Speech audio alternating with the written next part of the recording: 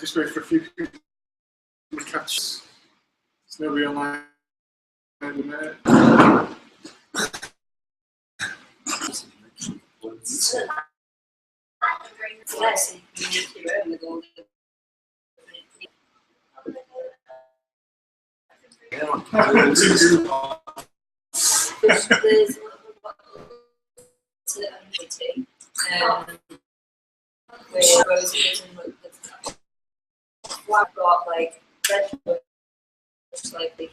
Hello, and welcome to the 404th Wall Strimposium. We're just settling in. Nothing exciting is going to happen for a few minutes while people log in and people turn up in the space. We had a bit of an incident in the gallery today where we actually accidentally opened up a wormhole and reality folded in on itself. But so we relocated to a different space. It's been an exciting kind of day. But yeah, so we'll loiter for a bit and then pick up on the activities soon. What were you saying there, Dom?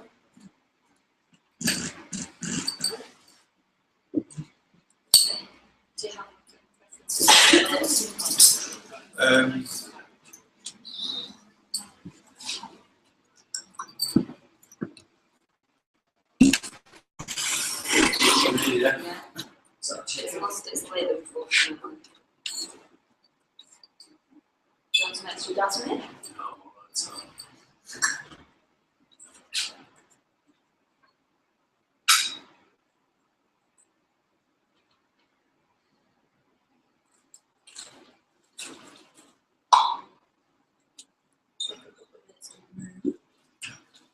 If you wanted to.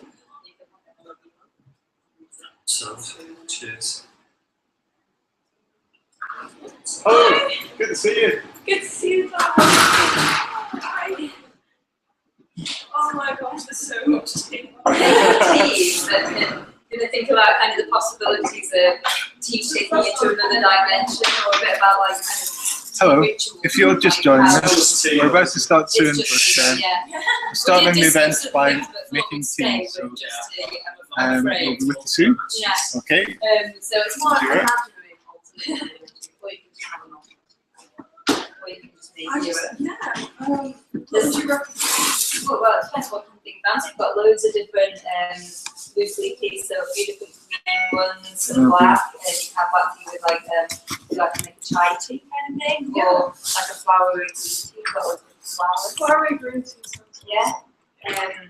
What greens do we have? This is quite nice. Green tea. Try that. Yeah, what is it? It's white monkey tea, and it's called white monkey tea because it is picked by monkeys, because the places where it grows, people can't reach it. So, Wow. yeah. I don't know whether it's still is. Yeah, regionally was. Yeah, they're mad.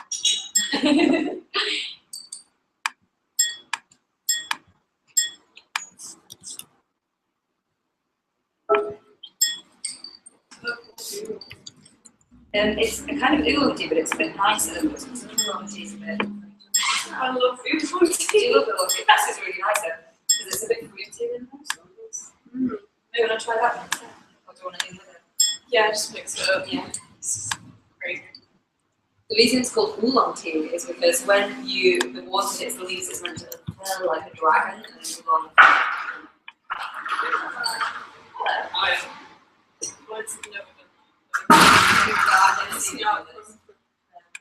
Do you want the flowery things? We have jasmine flowers, we have rose petals and rose buds, we have chrysanthemums. Yeah.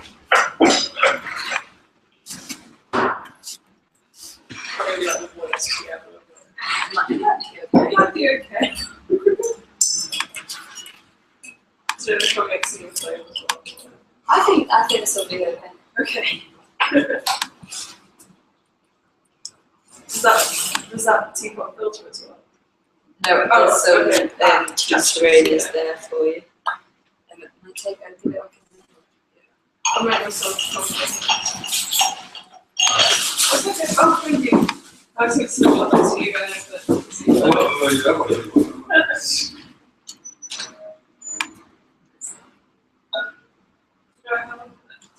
Or is this?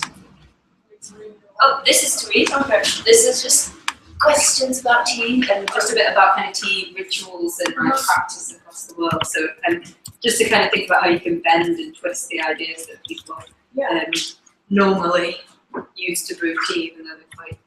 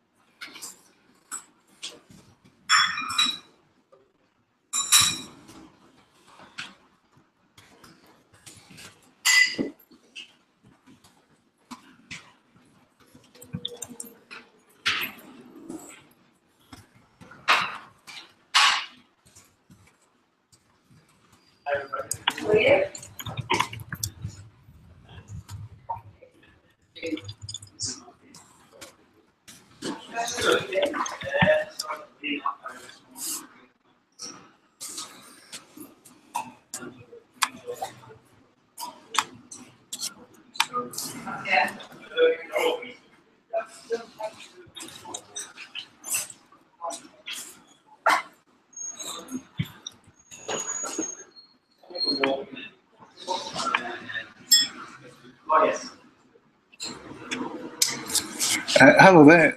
If you're having trouble logging in, which one or two people are, let me know via the chat option on the page that we shared with you, and I'll invite you personally. That should get you logged into the Hangout. Okay. It's also set up next door, but it's just not the same because it's not got. So it's just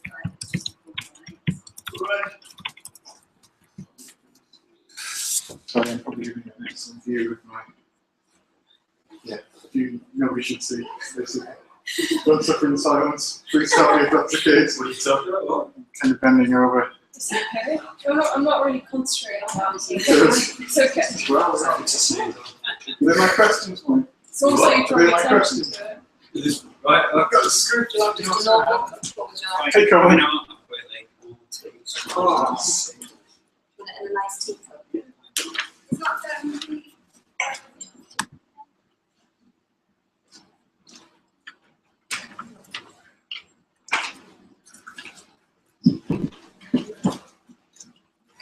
It's not Hi there. I just said a few minutes ago, if you're having trouble logging in to take part in the chat, let me know via the chat option, and I'll invite you personally. It's just a bit of evil Google magic, I think, going on right now.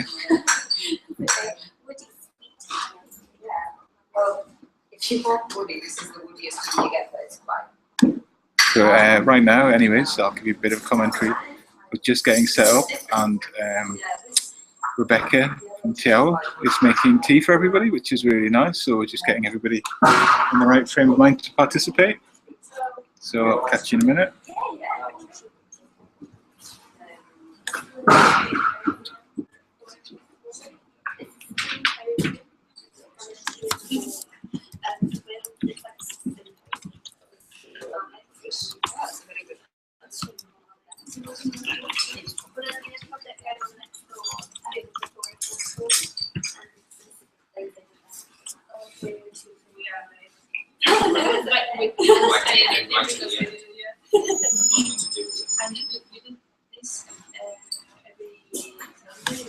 Oh, no, this is the first one.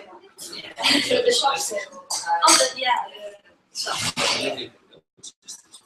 Oh, right. I've been next door a few times. I've been next door to making things. Yeah. Open 12 till 6, Tuesday to Saturday. Have lots of like prints and different like artists' books and magazines. There's quite a few of them. So you connected to that school as well?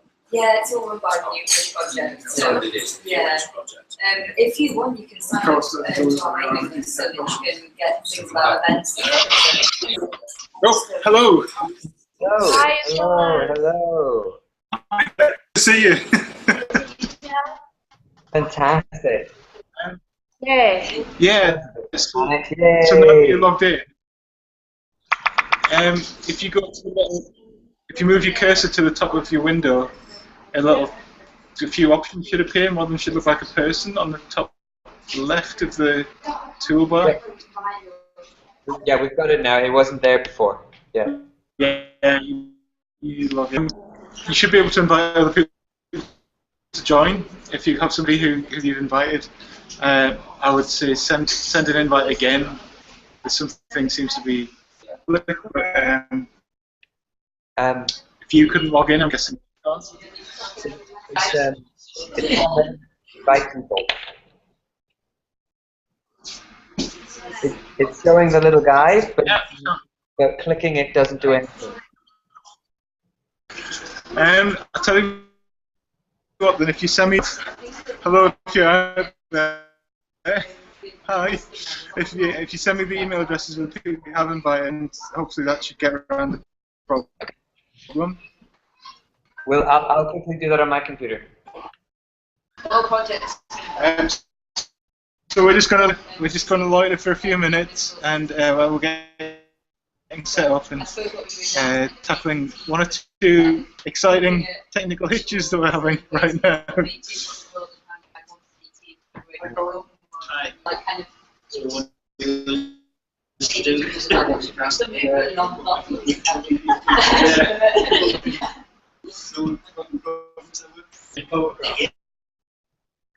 Chili with like cinnamon, it's sometimes quite nice. It's like we could take it outside and Did we Google Hangout? Yeah. okay. Yeah. Oh, I have houses. Yeah. Yeah. Yeah, and then when people found out that what we do, they kind of, a lot of people were neighbours as well, because people inherit them and and then people. Yeah, got too many. Yeah, I do have lots of tea parties because I also went into something called tea hour to do lots of tea. Thank you. That's me. Should I be called?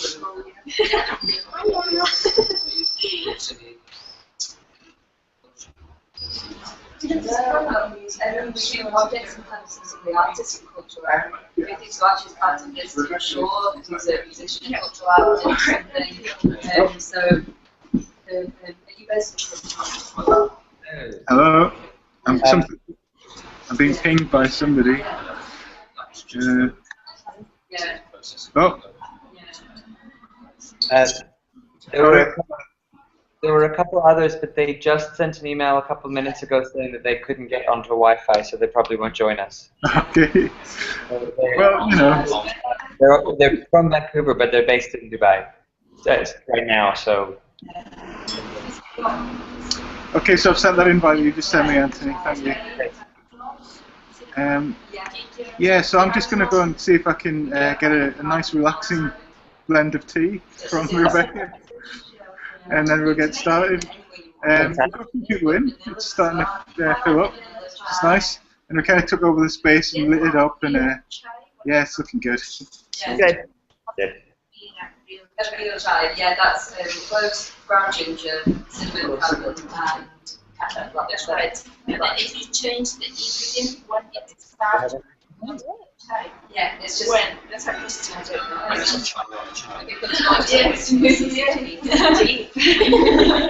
Because everyone called chai to everything. Yeah. And if you went to India and asked for Chinese tea, that's like a classic tea that's Chinese. So they would. But if you ask, if you Chinese, What's the new sound of ours? Breaking fourth wall.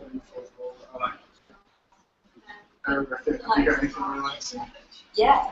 What kind of, do you like green teas? Have you got any valerian? Right, no. And what have you got? Well, I think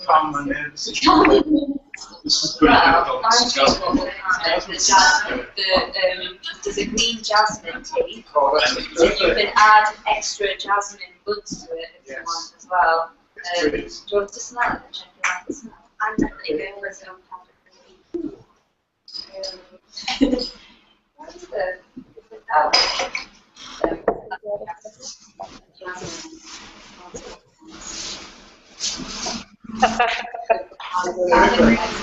Excellent. Right. Okay. It's kind of like We're making our tea as well. It's not going to be as good as yours. What tea are you having? We ran out of every other kind except for Twining's chamomile.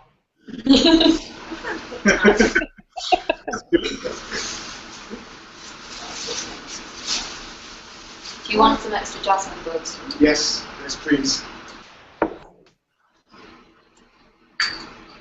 Gracias. Goodbye. I like the swinging of the tea bag.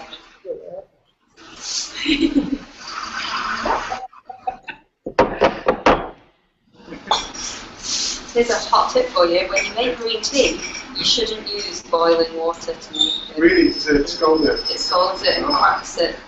That's why it's sometimes a bit different. Cracks it? Yeah, it kind of cracks the leaf Oh, itself right. rather than kind of infusing it. And then you get that aftertaste. Yeah, yeah. That is just throw the water straight in. So the best doing it like is the kind of bubbles and then Stop turning it. it off or waiting until it's cool down. there's strainers there. Thank you. I'll just put this in.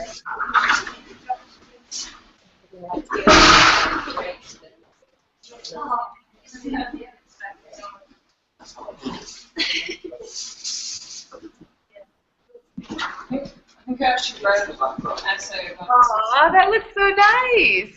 Yeah. You're in that sort of tea? and virtual reality. Tea and virtual reality. So I can't remember how they was the idea. So I was reading it and it's okay actually. Like, obviously not having any idea how they do this and start doing it. So you go for good and So salad. I That's what you would use. So having them work, I'm probably going to Yeah. So no, yeah.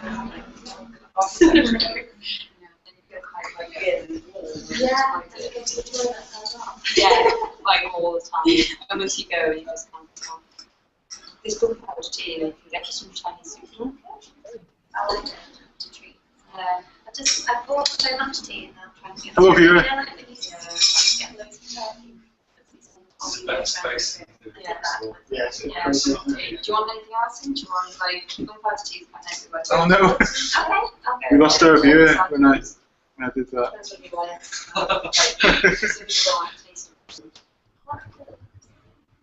That's a bit more kind of a. Straight for a big roll. I think I quite like it. Yeah, this one. Yeah, I think the rose. Yeah, well, because the rose buds are last one. The tea, but if you use it as petals, that's really tea. That's one of my favourite Yeah, someone got me one of those, and I was so excited that I used it before forgetting that I loved it to those kinds of systems. I used to work there and I was really use. I always do, but I don't mind it actually because it's not funny. yeah, once you get as well. Thank you very much. So wait for your email. Have a nice evening. Don't get drunk. You're not on Instagram, are you? I am, yeah. Under what? Sub sample. Yeah, sorry. Sub. Sample.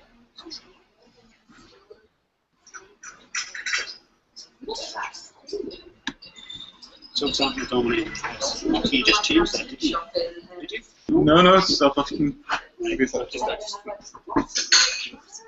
Oh, nice.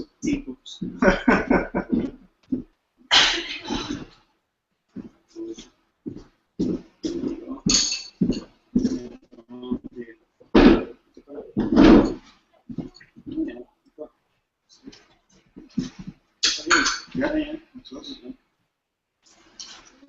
Excellent. Okay. should we do some work as well? Should we get started? Let's do it. So, as has been the way with a project that explores when things break and what happens when you go into other dimensions, today's been particularly exciting. And well, it's a bit scary, isn't it? Yeah, we've had a bit of an exciting day where we opened wormholes and dinosaurs appeared and there were explosions and everything, but we're good now. And we're going to try doing this from an alternate space. So, if you're viewing this and you can't log in, please send a message and I'll invite you. I'm really sorry if the public access to this Hangout isn't working as planned. Okay, so let's get started. I suppose I'm going to throw this over to you, Alexia and Anthony, to explain a bit about what you're doing over there in Dubai, and then I'll explain how we're reacting to that in Newcastle, if that's okay. Yeah. Well, hello to everybody and welcome. Thank you for joining us. I'm Alexia. And I'm Anthony. Otherwise known as Marco. And Paula.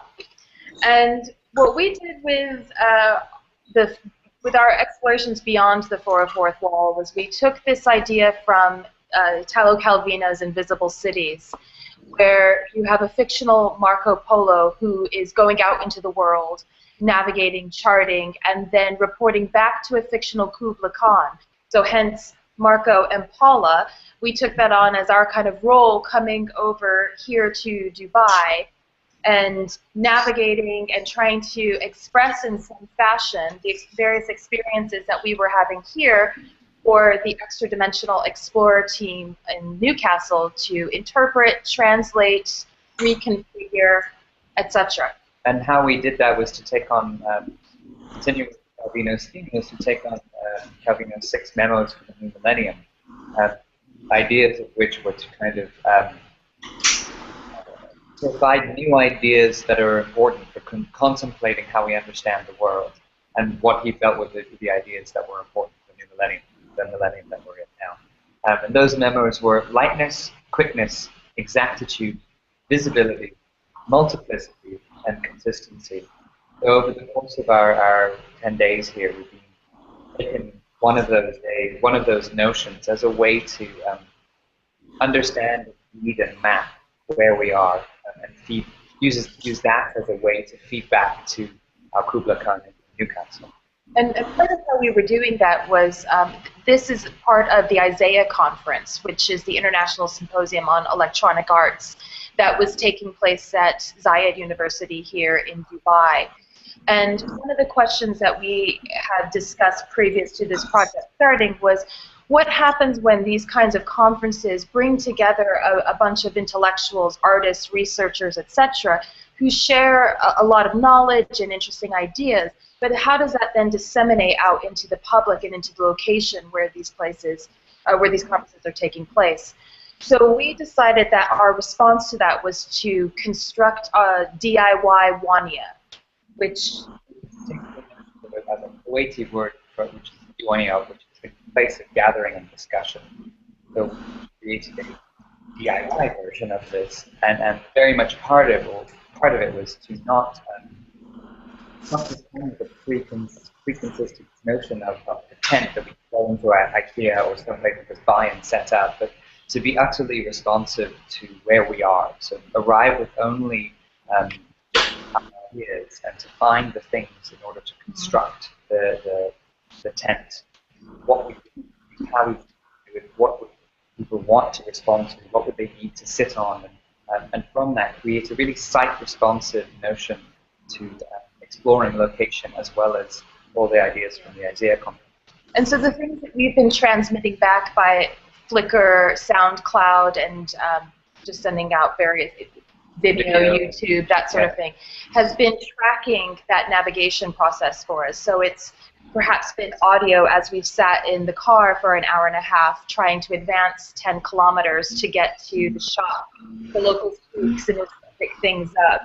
Or it's been images that demonstrate the idea of multiplicity, and it's not going out to seek multiplicity, multiplicity, but it's actually through our everyday actions noticing what is multiple, how we understand that. So each day, one of the memos provided a framework through which a lens that we viewed our day, our experiences, our interactions with people, and then conveying that back to you to interpret. But what we did was sort of took away the context, the specific context of where we were when that was happening, but left it open for you to kind of interpret and do what you wanted to do with it in order to create an emblem, as Calvino would talk about. How do we create emblems of cities that serve as landmarks, as reference points, as touchstones for us to understand one place versus another?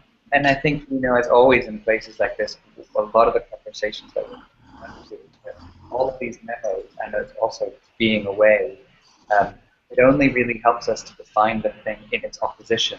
So consistency is only really understood through things that are inconsistent. But at the same time, Dubai is only really understood by not being Newcastle. And so it's those things that are very interesting, that we define them as a opposition rather than in and of itself. Right. So they have to exist together. Right. Yeah. Grand. Thank you. Thanks for sharing that. I guess from our end, I don't know, I was struck while we were talking about losing the context, about what the material you're sending us losing context. And I go back to what was some of the first text that was written, which is what brings us together, pulls us apart. Right. And in a way, the context was probably lost more than you realise at this end. Right. It was incredibly abstracted. And we had our extra-dimensional explorers who are here today. Hello. And really what we had to do was be quite courageous in a way and just really improvise very heavily on the material that was sent to us. Which was really exciting, actually, and there were times that I was kind of worried that it was affecting my metabolism. There was a period of time but that was our intention, all the way. What about you, Gina? Did you feel that? Yeah, the moment with the sound work. Yeah. Three of us came together afterwards and realised that we were sweating profusely in the cold space, and the sound was just like, it was amazing, but it was quite nice that I wasn't here anymore. You were up on the extreme heat that we have been experiencing on this end. We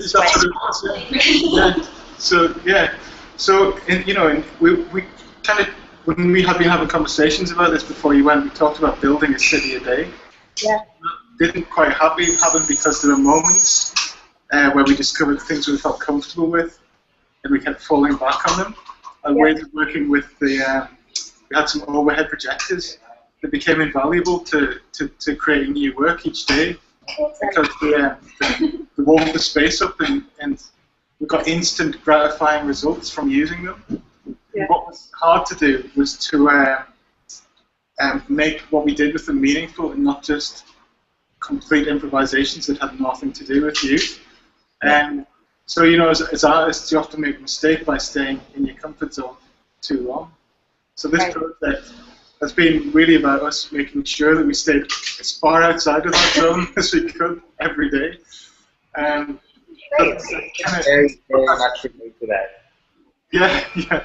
So that's kind of how it worked for us. And some of the real highlights, actually, were moments when we allowed things to just break, like to fall apart in front of our eyes. There was a time earlier in the week when we played a version of Drafts with Peter Law, who that took 2 hours to play one quick game. It should have been a quick game, sorry. It was a quick game for us. The dialogue that was kind of in the way that Peter politely tried to kind of fix everything that was breaking all the way through was really valuable, and it's something we'll go back over, I'm sure, when you get back on there and into kind of, our beautiful country and investigate that. And there was a period that the sound piece was amazing because we couldn't talk. It was too loud. So there was non-verbal communication all the way through. People resorted to tying cups together with string and kind of stretching them to kind of talk and listen and hear each other. And it got really out of hand, which is brilliant. And then the dancing last night was an amazing thing as well. And I've been a bit nervous because we hadn't had a lot of communication with the dancers before we came. But actually, the material, because you sent some provocations the night before, and I picked them up in the morning and shared them with them, and they really used them, and they really went to town on them, and projected them onto the screen, and fastened hooks to the screen. So they're actually pulling, they were kind of trying to break the fourth wall by pulling material out of the screen. You know? So often, you know, these days in screen-based culture, or you get all these adverts for kind of phones and tablets, and it always involves somebody climbing into the screen or somebody climbing out of the screen. You know, there's this. It seems to me there's this big desire to break that wall all the time. And that was something they really started investigating. So at our end, that was something that was, you know, some of the really exciting results that we've documented. And we can now start going over. But I'm talking a lot, and I've got a tendency to do that. So I'm going to stop, and I'm going to point the light of knowledge, I suppose we could call this. The light of knowledge. Shine the light of knowledge. So I guess I'm going to throw the question about how you found it, how we all found it, over to people in the room. And there's somebody here, Mike, who hasn't been to any of the events. This is his first experience of any of it. I have no idea what it's about. Yeah, and that's exactly what I was going to say. Mike came in and said, "So what is it?" Which I thought was a really good question. And I really struggled to answer him, actually, if I'm honest. Because I guess we're not finished figuring that out. This isn't the end, is it? This is the middle point in a kind of an investigation, really. Yeah. It's a massive experiment, to be honest. And I think one of the things that you know, when Dominic and I first started talking about this, we were quite interested in that idea of really using the project space as a project space. So rather than creating an exhibition that's finished that you enter into, it was actually about, well, what happens if we set up the kind of framework for exploration to happen and embrace that uncertainty of not knowing not only how the work is going to develop, but also the massive uncertainty of what we were dealing with the organization.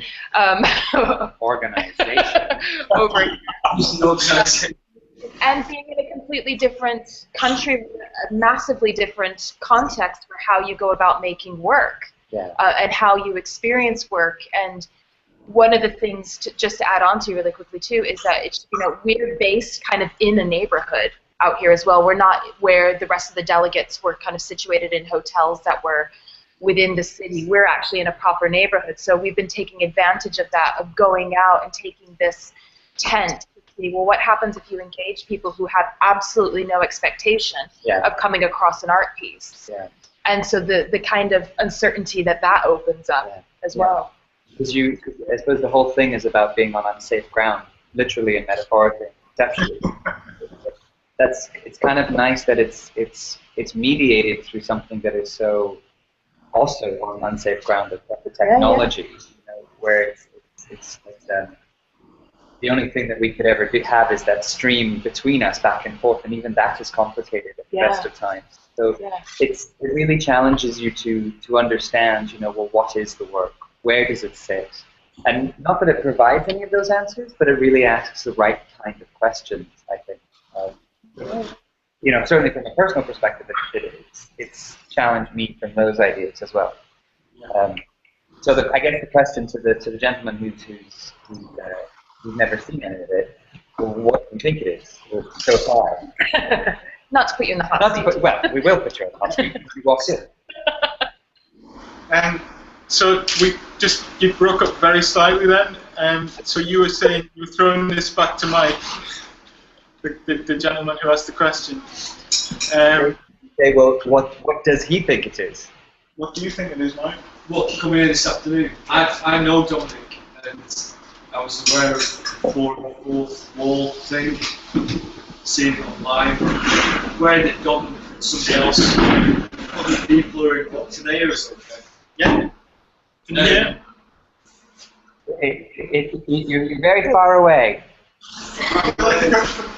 Swap seats, Mike. So Mike, big conference. Can you hear me all right? That's all much better, much better. I know Dominic. I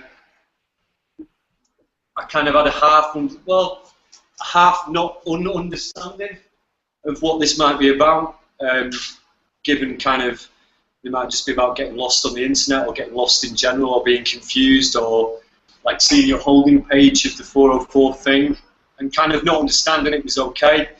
And then seeing just on Twitter today that you were having a sort of streamed public forum. I was out buying records and I thought, well, I've got a free afternoon and I'll step into this. But I'm okay being confused by something. But it does feel like I've just stepped into Cosmopolis, a David Cronenberg film, where there's lots of people saying, these are things I don't understand. So. Well, the great thing is we don't understand it either. That's It's not as though we're the ones holding knowledge and trying to purvey it, but it's more like, well, what if we actually open this questioning up so it involves us, it involves a public that exists online, that exists within the communities we're interacting with, that exists within the extra-dimensional explorers community, and it's just, well, let's see what happens. Yeah. It's a massive experiment, and looking at how do you not only bring together new media and socially engaged practices, but it's also what is the role of technology? Where does it fail us? And I actually think that the drafts game was a perfect example of where it can bring us together, but where it absolutely fails us in terms of sort of like in those unconscious ways that we communicate with one another. Eye contact was brought up, the reading body language, those sorts of things that don't translate well when there's a glitch or we break up for a minute, those sorts. Or even just within the frame, we're used to being able to have peripheral vision. We're used to be having more than just the flatness of the screen. So, it's when we talk to actually I was saying a little bit earlier before we'd started, whenever I talk to my family on Skype or on things like that, there's no depth of sound. It's all just a constant wall. It's a constant flatness. And so you don't get to pick and choose who you get to listen to. You just have to listen to everything. And those kind of nuances change your relationship with people. Yeah. I was just to chip in. I was investigating copyright, music copyright a while ago, and I discovered that these days music's also copyrighted for use in space. So you can own a piece of music that's played on Mars, for example, or on another planet entirely, in another solar system. There is legal precedent, so you still have to pay, One Direction royalties if you play their music on a different planet. And I guess I was thinking about that in this project, really, in that what we're doing is, but this is the first ever art project that's attempted to exist in another dimension. So really, we're just future-proofing our practice in a way. Yeah. But I'd also like to let you know that you'll be quite relieved that we've discovered that beyond the 404th wall, there is no One Direction. There is no One Direction. Excellent. What about Harry and Niall? What are they going to do? I don't think any of them are called Niall. No. And don't listen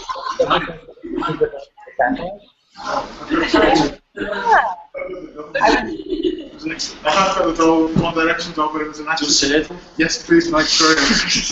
I was just about to say, in some ways, can't we claim some form of copyright because we're also in space? For the briefest instance, our satellite feed goes up to space and comes back down. So this project, one thing, is using Wi-Fi. So we're traversing, we're traveling through solid substances at the same time, Traveling through walls. Right now, Crazy. we're bleeding out into the street. We're on the bus that's going past the window, We're everywhere. We are everywhere. So I'm gonna fall back a little bit. Sorry, would anybody else like that? Green, would you like to say something? Oh yeah. Okay. See how this goes. Okay. But Gina, would you like to say more? I'll chip in. Okay. I'll let you keep the question. We've got some difficult punters here. Sorry. We get the hard questions coming up. Oh, nice. Do you like art? Oh, look at the size of their cups. They're actually the same size as yours. We're just smaller in this dimension. Yes. I wasn't sure if that was just because you're further away. No, I was going to say. We physically become smaller. You should see the size of our pencils here. Okay, so oh god, well, what I'm going to do, because nobody wants to speak, okay, I never said it. apart from Mike, is I've got a question for them. They not answer, okay? So I'm going to start with you. Can you enforce a sort of line where you get up and you go to the end and everyone bumps over to the right? Yeah, that's a good idea. Okay, Gina, talk to you, then I'll ask you the question. It's a bit of a coffee table in the way. Can you see up my skirt? Okay. Can you share a story about a time when you've been lost? In general. In any way. So many times. This one time. I was working with an artist and she changed studio. No, actually, I'm going to change this. Every time I walked out of a classroom, I had to look both ways to see where I was going, even though I'd probably been doing that class for nearly a year and should know the direction of where I would go to the next class.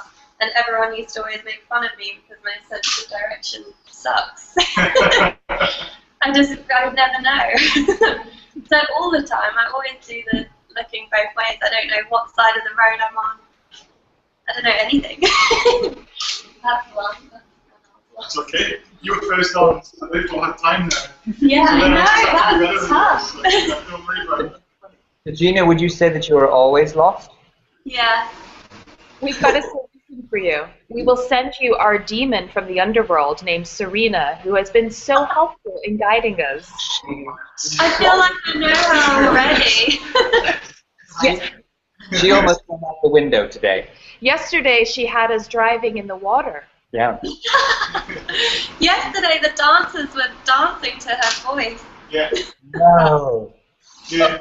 And you going, damn it, Serena! I'm really glad that Serena became almost like a third person. What do you think that she looked like? For those of you who heard her. Oh, a bit like Miriam Margulies. Do you know that's exactly how I pictured her? What's the sheet of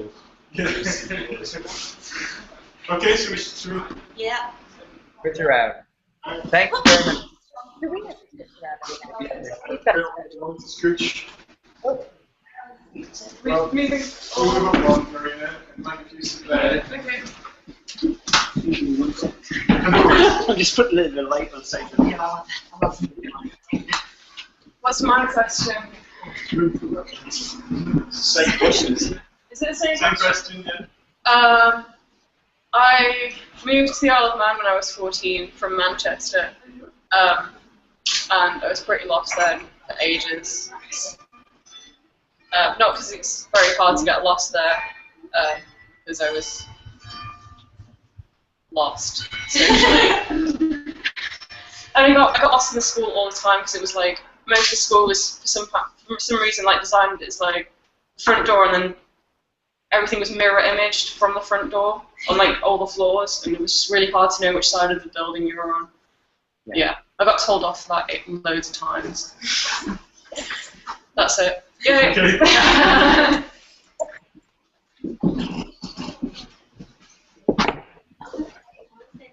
Really?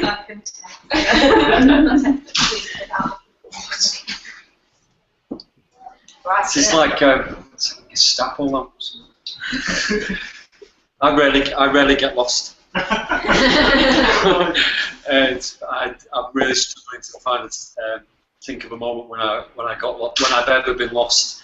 I was a postman for 3 years, and I was very good at reading maps, and I'm very good at looking at maps and remembering where things are. The only time getting lost was the first time. The only time I can remember, the first time, kind of moment of being lost that jumps into my mind is about 1996. I think I was seeing Mogwai, the BBC Sound City, when it was in like Newcastle, they played at the old Riverside upstairs, and I had a serious amount of alcohol. And I was going back to my girlfriend at the time's house in Jesmond, and I'd only been in Newcastle about 2 years or something, but it was an area of Jesmond that I'd never been to. And I was completely. I never get really drunk that I don't know where I'm going, and I don't know whether it was to do with being drunk that meant that I got lost, but just completely getting lost in terrace streets in Jesmond. That's the only time I can think of being lost. Do you dream of postcodes? You what? You dream in postcodes.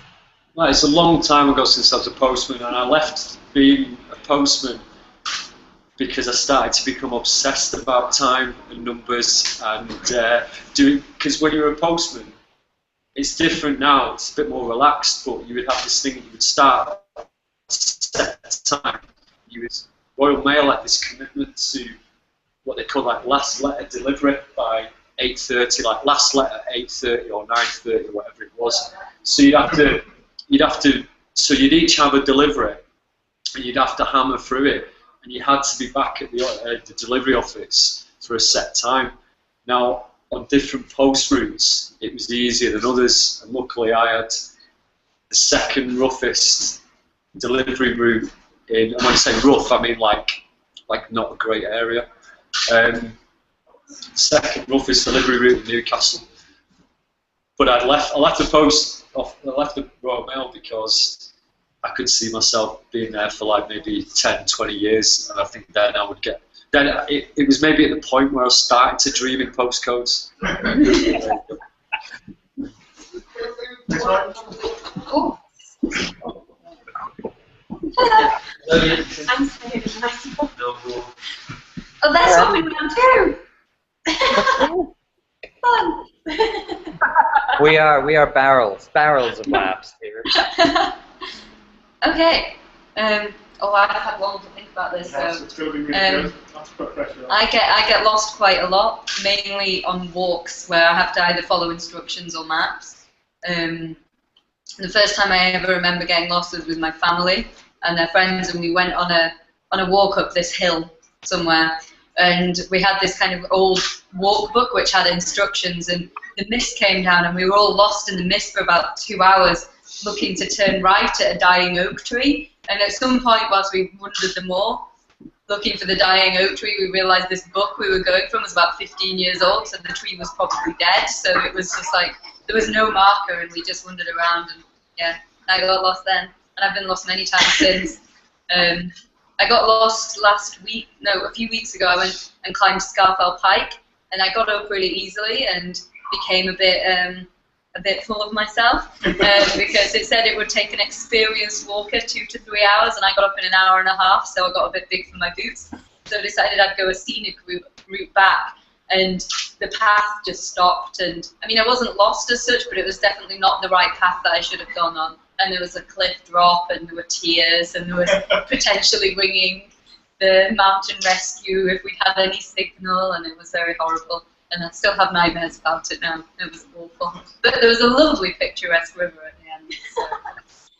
So that's It's interesting that that this idea of lost always needs to involve some form of marker or some sort of like location to place you, whether that's a postcode or whether that's a memorable thing. And how I don't think we've ever been lost here, but that's because we've had Serena. Being lost, are you kidding me? But it's funny too, because in relation to not yesterday but the day before, when we were sending provocations that were about creating your own metrics that were referencing the things that you're experiencing in your environment to then navigate. So whether it was you know, the ratio of shawarma shops to Greg's shops, for example, or you start to like rely upon those kinds of landmarks to situate yourself. Or even today when we were looking for petrol, it's like, oh, well, there must be petrol near us because there's God knows how many luxury rental car shops. You know, so you kind of like together to reach a sense of normalcy. Yeah. It's a failure. Always. Yeah. Thank you. Awesome. Thank you. Again. Okay, should we scooch one across again? Yeah. Thank you. We'll probably just keep doing this so we don't get too comfortable. Okay. I'll get more biscuits. Yeah, I've got more Jaffa cakes. big rolls. Okay. So, yeah, I guess the time, a very quick one on the time I got lost was in the Lake District. It was up a hill in my car in the middle of the night, and I couldn't see where I was going. And it was icy, and the car started slipping backwards. And I panicked, so the brakes weren't working. So I opened the car door and tried to stop it with my foot. It didn't work. Weird that. I'm all right. Good. Okay, so I guess the question to throw to you two, a new question, and I'll throw to you and see if anybody wants to comment on it here. Hold on a minute. We're getting Jaffa cakes. I'm going to wait until people are listening. This is boring. It's okay, I don't like Jaffa. The problem with I've got a big roll. That is one of the main questions for school, but you're not really caring. I don't think you like it. Where are our Jaffa cakes? Oh. You got no Jaffa cakes? Far away from Jaffa. Yeah. Ironically, yeah. Not that far. Okay, so I'm going to go over to a question that you posed earlier, which was that does any art exist in a particular location aside from the mind? I would say, and this is Anthony, not necessarily that no, it doesn't. That the art is always the concept, and that it's not an object, a thing that has a form that you can form it, and that it's even the artworks that are objects, giving us clues to the thing. But that's so in some ways, when you think about the entirety of this project, then it's beginning to this experience, the documentation. Its location will always be. You know, we can't say, "Oh, here it is." Here's all files on a hard drive. That's not the. I would say that experience that you experience. Stop. There's a really noisy bus going past and we can't hear you. So just wait a minute and then go back about 30 seconds. 30. Who was talking? Anthony had just stopped. But even during Anthony's talk, he kind of went like that. Well, he was voguing earlier. Yes, voguing. So, what we got, and correct me if I'm wrong everybody, this is where it's quite exciting, is that we got something about location and that art exists in your mind in relation to what you experience, depending on what location you're in. Is that correct? Well, yeah. I mean, if you look at what the artists from the 60s and 70s, the context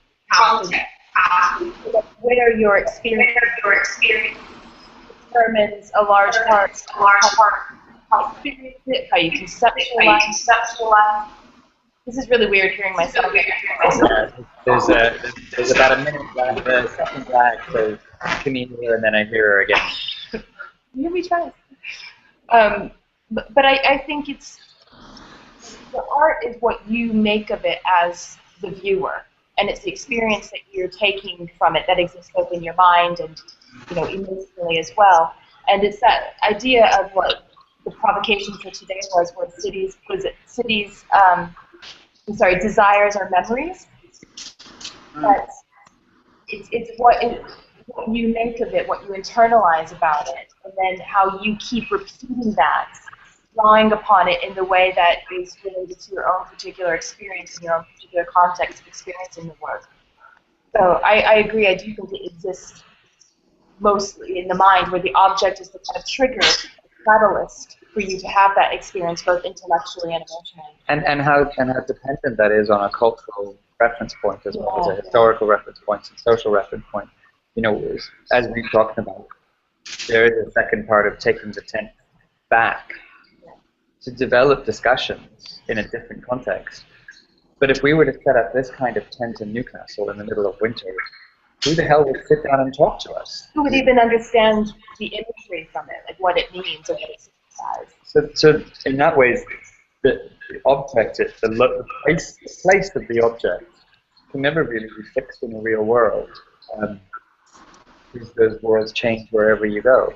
You know? Yeah. As well as it's that idea of you can never go back to the same river twice because you change. Yeah. And so even if you were to go back and see that same piece of work, you've had life experience since that moment, and your perception of that is different, and it then creates another experience for you. Yeah. How does that answer you? Yes. Or does anyone have any disagreements or provocations to add to that?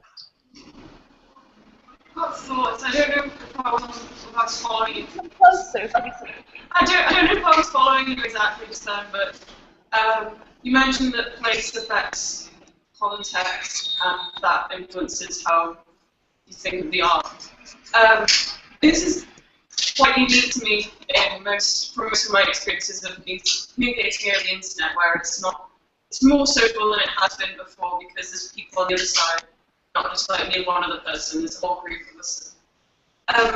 And I think most of what I experience at the moment is on the internet, on my phone, and on a computer screen, or in a gallery. And they're all quite stagnant situations to view art in. They kind of remove all the context, and I don't know if that's right or wrong. It's probably wrong because I'd say it's quite an important aspect of how you think of the art. It's removed from any other context. It's just left within what you've experienced before that. And I think the internet does homogenise art a lot, and it frames it in exactly the same way, and it's much more two-dimensional. Yeah, it's a good point. Yeah. I was thinking about internet art on net art in galleries. Yeah, and I was thinking about how it's kind of it's recursive, so you can't show net art galleries because it's not designed to be seen in that physical context. It's designed to be something you kind of whilst doing other things on the internet. Okay. We're losing the audience. Quiet. Sorry, we've got you in there. Stop talking to That's okay. What were you saying, Dom?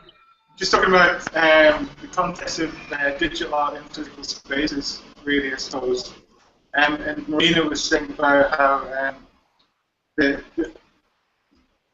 online art, not digital art, you do on a laptop or a computer, is a modernized. So what's the use critical term? Consent or we'll just back to recording. But We can only hear the bells. yeah, don't worry about them. So yeah, the context and screen always homogenizes everything. It frames and homogenizes everything you're looking at, so that you think you can have a different experience, but always feels very similar. Yeah. That's what she's saying. Yeah, that's very true. I guess if you think about the language, though, like our form of communication, I often think of it as like casting spells. So alchemists. Everybody thinks alchemists are people who like to turn base metals into gold. actually there was a whole other kind of level of kind of conceptual understanding of the world that was going on at that time. It went on to become standard science. But really what they were doing was changing the way we perceive the world by changing the language we use to describe the world. So, and that's what a lot of supposed magic is, and you know, it's about describing the world in a new way. And what we're doing when we're creating art is finding new ways of describing the world that have a lasting impact on people's perceptions from that point onwards. Really. So I would agree it exists in your mind as well.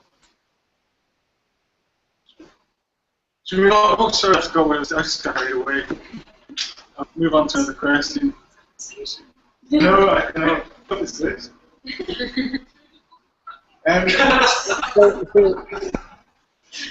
No, carry on. I was just make sure we can hear the question. It's kind of going funny. Okay. Nobody is going a little bit.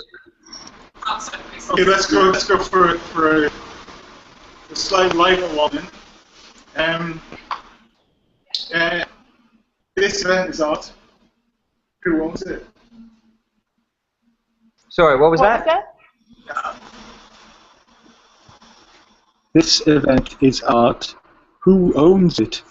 Who owns art? Is that for us or for you? Then. I have a lot of beef with. Come closer to the screen. Change place.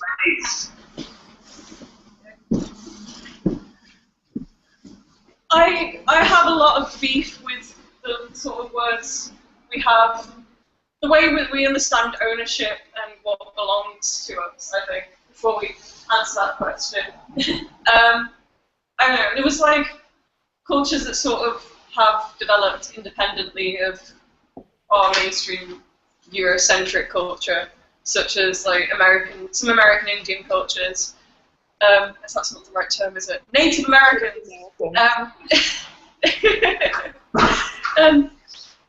They got in a lot of trouble with some of the settlers for various reasons. But one of them was their understanding of belonging was very different to ours and was a lot less selfish. And objects just happened to belong to the person that had them at the time, rather than it being like this fixed state.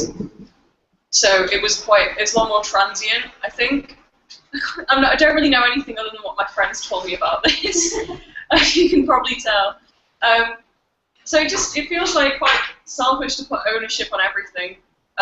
It suits commercial aspects of making money from tangible things, but what about conceptual ownership or things that are not about money?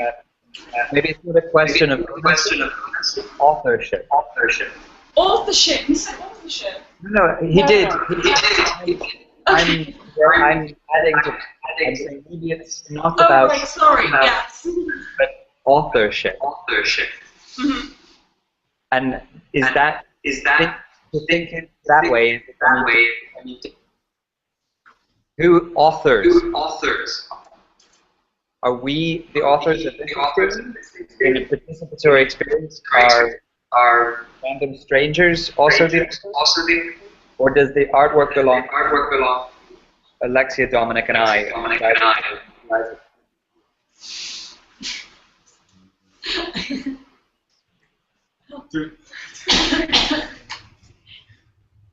You can do it now. Have you stopped speaking? Okay. I heard about half of that, I think. I don't know what the question was. Does this belong to Alexia? I'd say so. I feel like I've just shown up, so... Do you think it does? No. I think... Yeah, well... I think what's been really... Can you hear me if I shout? Yeah. Shout, yeah. Okay, I think what's been really hard about this process is that often participatory art is never very participatory because the person who sets up the event has a definite set of outcomes they want to achieve. At which point the participant just can't influence the outcomes enough to be really truly classed as a participant. So I think we wanted people to participate fully in this. It's just quite hard because we didn't know what the outcomes would be and it got scary. But Marina, some of the work we did influence on the rest of the stuff we did. Thank you. It's praxis, isn't it? Or a kind of uni version of it. Like, because I can't talk about praxis in very detail in the academic debate. The idea is just do something and think about why you did it afterwards. It's just it. And like Dominic said about participating in the artwork, or I work in a museum, so I work with kind of curators and keepers and people.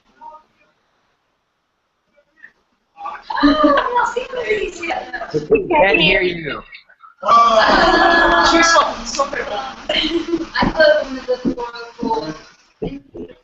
Come a bit close. The microphone comes through the computer. The microphone's at the computer, so if you're too far away, we can't hear you. You need to be. Can you hear me now? Yes. Is that a good volume? No, that's great. Yeah, I'm actually screaming, shouting really louder. Did you hear what I said about praxis? We didn't hear anything. You what? Nothing. Can you hear me now? Yeah. Thumbs up. Without being too academic, I'm a firm believer in the idea of praxis, or a kind of quite a simplistic version of it, that you just do something as an experiment and figure out why you did it afterwards. Did you hear that? Yep. Yeah. And it's interesting, Dominic saying about participatory art, or within the art world. I come from a world of, it's not too dissimilar, like museums and curators and keepers, and it completely bamboozles people, the idea that you would just do something without thinking about what the outcome might be. But any outcomes that emerge, you can then think about it afterwards. Can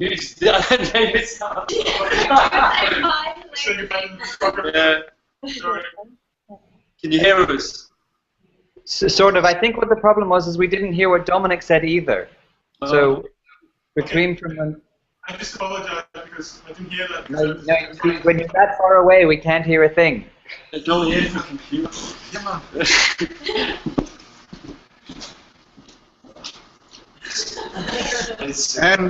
I was just apologising because I didn't hear that because I was saying goodbye to the photographer. Sorry, internet. No, well, we were just saying we didn't hear what you said about authorship. Even that was all fuzzy. You hear that? Okay, well, what I said, Marina's gone now, but what I said was often participatory art events they aren't participatory, you know, and because the person who set them up knows what they want at the end of it. They've got a definite set of outcomes in mind, and the participant really is just somebody who's crowdsourced to help them achieve a set of outcomes. And with this project, what was really scary actually is we didn't do that. We had a scaffold, we had a structure. Yep. Within that structure, they could change that at any point, and they did several times.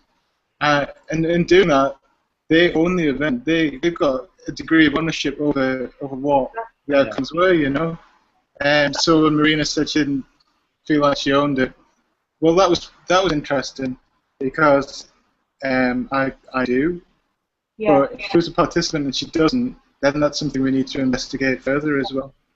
So. Right, because I was going to say that, in my opinion, participatory art versus using people as materials is that it's not that you don't want a particular outcome. You're asking a set of questions, and you're providing the framework in which those questions can be asked. So you're not saying, I want you to do this so that I get this. It's more, what happens when we set up this kind of dynamic that then facilitates opportunities for conversations, etc., to happen. And it's more, if you think of it like bamboo, that it's responsive rather than being firmly fixed, where you don't freak out like, oh God, it's not gone exactly how I thought, therefore we've got to bring it back on track. It's more about making the participants active contributors to the content of the work, not facilitating the content of the work. And it goes back to sort of the question before about ownership of an object. So if something is participatory and ephemeral and not fixed in a location, all the participants that took part in our event do own that. Right.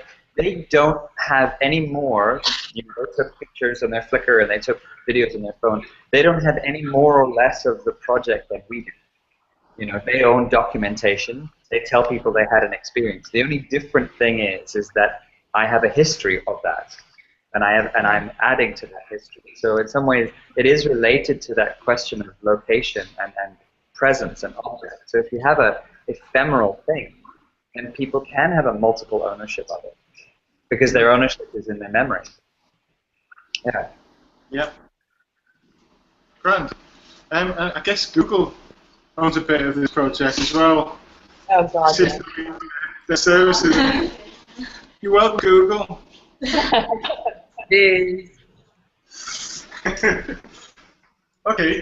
I think we've got time for about one or two more questions, and then and kind of tea time. Yeah. Okay. Oh God, I'm gonna ask a deep one that you threw me. Was that deep enough? Oh, there's a rebellion going on. Okay, I'll ask an easy one then. Okay. What's your strangest online experience? Gina's got.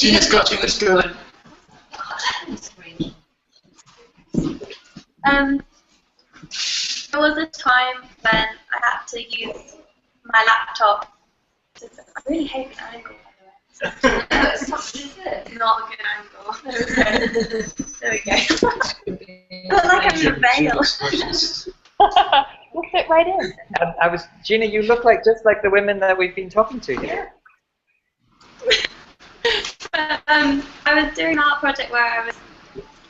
This thing sounds odd. I was filming myself in a bar, and the little green light on my webcam stayed for a week without anything being open. I heard horror stories of people hacking your webcam to like peek at what you're doing. So that was the weirdest thing I think that's happened. That's not really online. That's like just a horrible computer story. Did you find out if they had been hacking on you? No. You never found out. No, there'll be some bar pictures of me somewhere. Yeah. That's my weirdest somewhere. That is pretty weird. Except any time I have to help my mum with online dating. Pretty weird.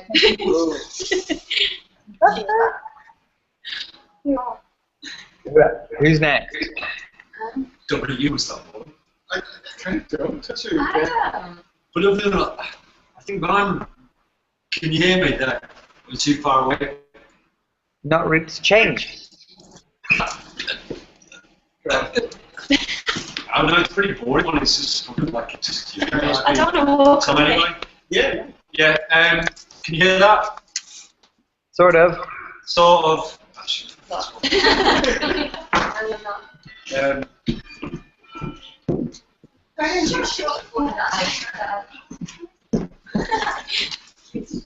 It was a girl I was seeing last year. Got an email from. Can you hear this? Yep. She got an email from my Gmail, which is not a personal one. It's sort of like a record label thing that I do. And she got an email from that email address. And I've never had any problems with kind of, like you get hacked and something's posted to social media, some stupid video or something like, oh, your password's been hacked. But this really did kind of trip me out. So she replied to this email that I had sent, which I didn't. And so I get an email from her. I saw that I had sent her an email and said, what are your plans tonight? And that's all it said. It was really, there's no links in it. No links, nothing. It said, what are your plans tonight? And so she replies telling me what she's, oh, I'm doing this, we could meet up, whatever. And I'm like, I didn't email you this. And she's like, well, what's going on? And it just created a whole freaking, kind of worm of paranoia and bullshit that somebody hacked into my email, somebody accessed my email and sent her this message, and she was convinced it was another woman.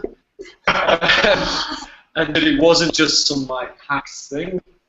Through Gmail, you can find out who was logged on to your, when you logged on to your Gmail at a given location, with a given IP or location, and somebody logged onto my Gmail or something, logged onto my Gmail in Manchester and then London as well. Because the IP addresses, it comes from different locations, and as well, because you have to change everything.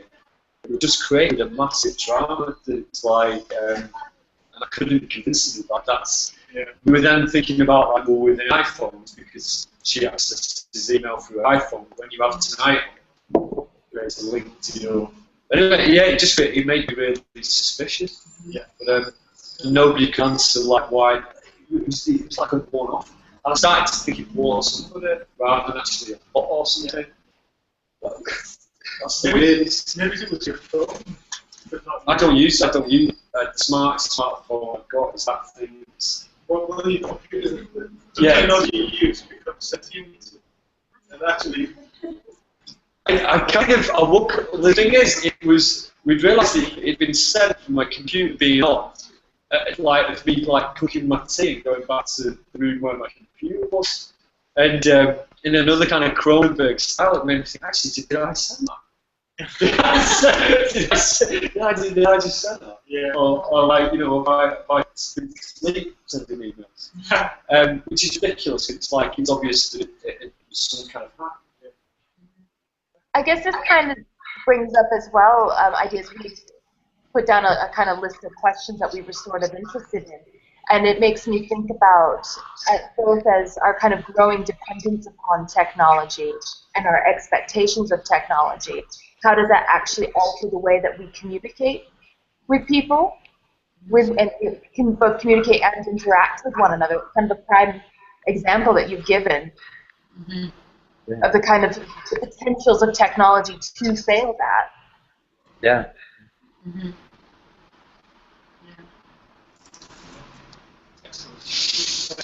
Cheers.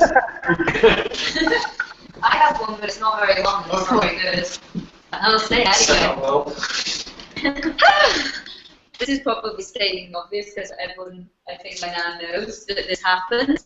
But when Facebook first started, I found that it was using. This is a really short one. But it was taking things I was private messaging people about and sending me adverts and even spam emails about them. So I'd been emailing my sister about going skiing, and she said, oh yeah, but the ski is really expensive. And then all of a sudden I got all these spam emails, and it just seems strange that they're kind of watching you. And I'm becoming more and more paranoid. I now have a sticker over my webcam on my computer in case it's being activated and people are watching me. And someone told me this the other day, and this is all word of mouth, so I don't know if it's true. But with smartphones, you get that Messenger app with Facebook. Apparently, somewhere in the term and conditions of that, it says something about how it's giving them permission to turn your phone into a microphone, so it's recording absolutely everything, and not just when you're on the app, but all the time. They can basically, so if they were suspecting you of anything, they can basically listen into all your conversations because you downloaded that app.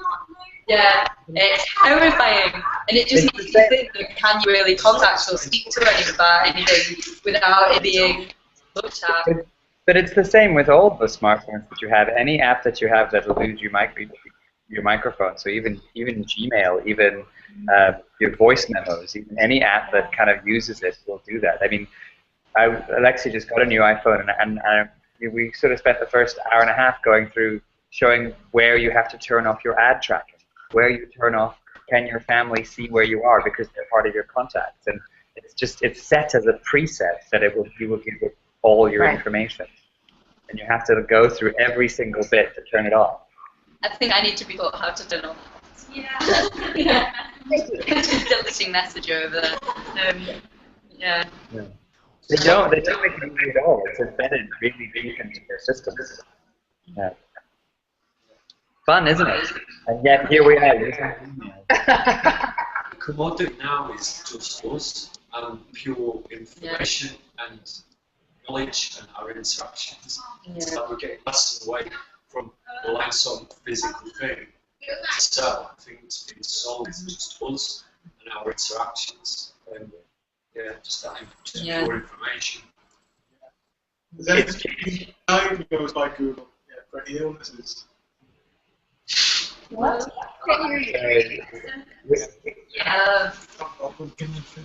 We only hear the person who's very next to the computer. Yeah, I was just saying. Well, I had a weird experience actually, where I've got this illness that affects my ears, and I'm gradually losing my hearing.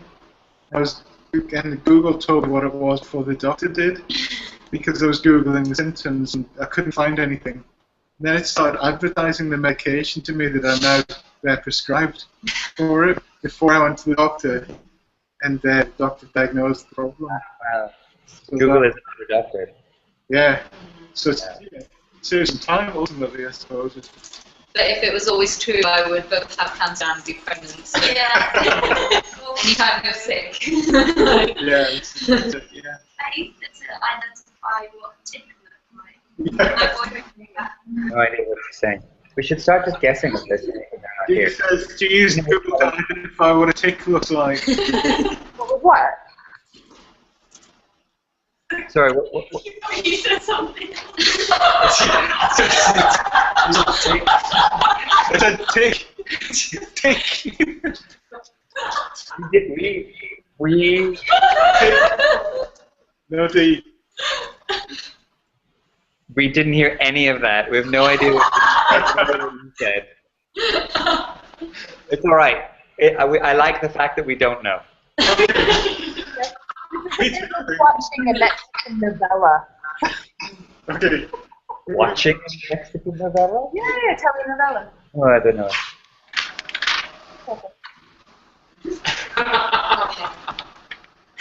And the last question. Last question. Last question. Okay, this is a good one. Okay, you ready for it? Yeah. Is it for us or for them? I wait for the bus to go past. It's gone. Okay.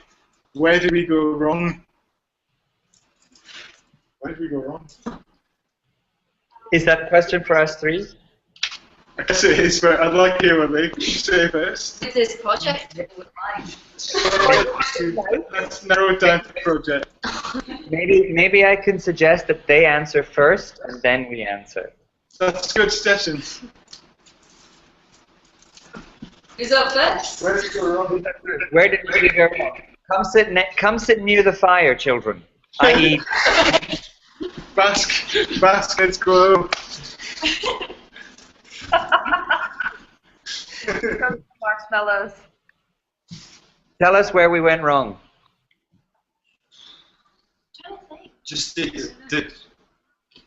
when I stepped through the door, there's a bunch that didn't have a clue. Can you hear me? No. Just all come really close. Gather in. Gather in. Oh no. Oh, Mike. Oh no. What's happened? Are we still there? Yeah? Excellent. Mike broken the internet. Hold on. Don't touch anything, it's fine. It's working for now. That's Please. where we went wrong. Hold on, give me 2 seconds. I've gone wrong. We know what went wrong.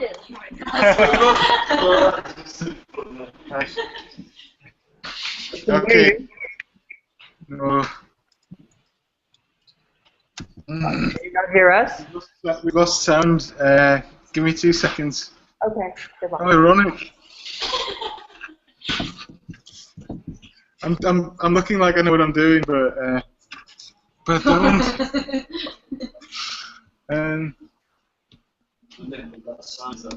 Means they don't know what's happening. It's, I mean, it's kind of fitting that it ends then. Right, can you say something? Oh, we can hear you fine. Oh, Can you great. hear? Can hear you now. If that's okay. Yeah, we can hear you fine. We hear you. Evasive maneuvers. Okay, Mike. So what you're going to say? Just ask. When When do we go on? I didn't. You're not setting out. You had something good. I thought you had something good. You took flight now. Go on. Can they still hear me? I've still got the lights on me on the computer. Can you hear us? Yes. So where did we go wrong?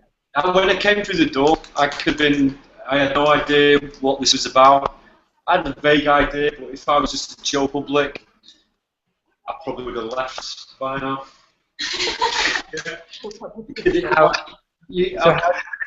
How is that a question of us, or is that a question of the space? It's like this is just it's just a conversation. If you want to engage with other people outside already of this world of like artists and stuff, which I'm not really that bothered about, but it's an interest in this. You want to try and maybe change the way people think about things. That's maybe a point of art, or coming together around something, like maybe want to imagine a different future or a possible future or something, like how do you change things. There's lots of people you want to engage with. I don't think this is a good way of engaging with people outside of maybe a select group of people who've already got an understanding of what it is that you're trying to communicate, which was me. I had a vague idea. It's not that I'm more or less clever, but Joe Public, it's not about dumbing it down. You can just say, come in and having a chat. All the language that you've been using, it's like pretty inaccessible. Yeah, that's fair. I mean, part of the inaccessibility was that this event was dedicated towards the art people and those people who had been interested. So in some ways, the Streamposium was specifically for those very people. And I suppose when we go out in a tent and we talk to Joe Public, that's when we do it. But that's a fair point. Yeah, it's pretty simple what you're trying to do. It's okay to not know where things are going, and not have a question or not have an idea of what the question is or what the answer might be either. But you bring people together around something, whether that's through a telephone or through an ISDN link or whatever, Wi-Fi. It doesn't matter. It's the same kind of processes. But yeah, that's what you're doing. Cool. Thanks. Who else? Tell us where we went wrong. I think not so much about where we went wrong, but where you have maybe where the project has made you think about going as a result of what it didn't answer or what it did answer, and I think sorry, I didn't hear what you just said, so I'm going to answer the last question. Fair enough. I think like early on in the project, I really missed like this sort of, I really liked it with drafts when we had this direct conversation with you. And it really felt like trying to pull in what you were giving us and pulling in bits of Dubai and really trying to bring them to the space. And there were times in the project where I felt like we would have benefited from that a bit more, like a lot of streaming. Because I think, I don't know. But also sometimes I just wanted you to see it. I just wanted you to like see what was happening there and be able to like watch your faces. So I think that was it for me. Was just that connection with Dubai. Sometimes I forgot that there were 2 days where I forgot that we were actually working with you and with that you were providing, and I was focusing on the provocations and that space. So I think it was just that constant connecting with where you guys were that sometimes I missed. Cool. That's good to know. I think I feel the same way. Yeah. Are there any kind of final comments, ideas before we wrap it up? No. Okay, fingers crossed. Actually, I'm not going to be a mess there, I think. Okay, well, let's not dwell on our feelings too much, or we'll start to cry, or I will anyway, I don't know about you. But it's okay to go away from somewhere confused. That's Yeah, okay. it's okay. It's okay to be confused. So, I don't know. I think the comments of where we would go wrong are really good then for us to take on when we kind of continue on how we develop or go from that. Good. Yeah, I mean, I think what maybe we didn't explain well enough at our end, the people who were taking part, was that this isn't, it's what I said at the very start of this book, that this isn't the end of the project, and that what they were doing was helping us think our way around the project, in a way, helping us understand what it was we've started, Yeah. and it shape in a more concrete and solid way at a later point. But things were just, once people are in the room, you feel a certain degree of pressure over their state of mind for 2 hours. Then you just get the shit done, you know? So it's difficult at times. Anyways, we got no viewers left. You got no one left? We got no viewers. So, Well, we also have to be up in 6 hours. oh god, well, why don't we wrap up and let you get some sleep, eh? Sounds good. So, Thank you, everyone, for joining. yeah, thank you. Let's leave in a high, everybody. Woo. And then let's meet for a drink when you get back on there. Sounds good. Fantastic.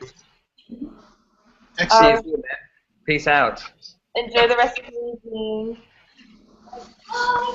Fish, Bye. fish bump? Okay, guys. Well, I'll see you soon. Oh,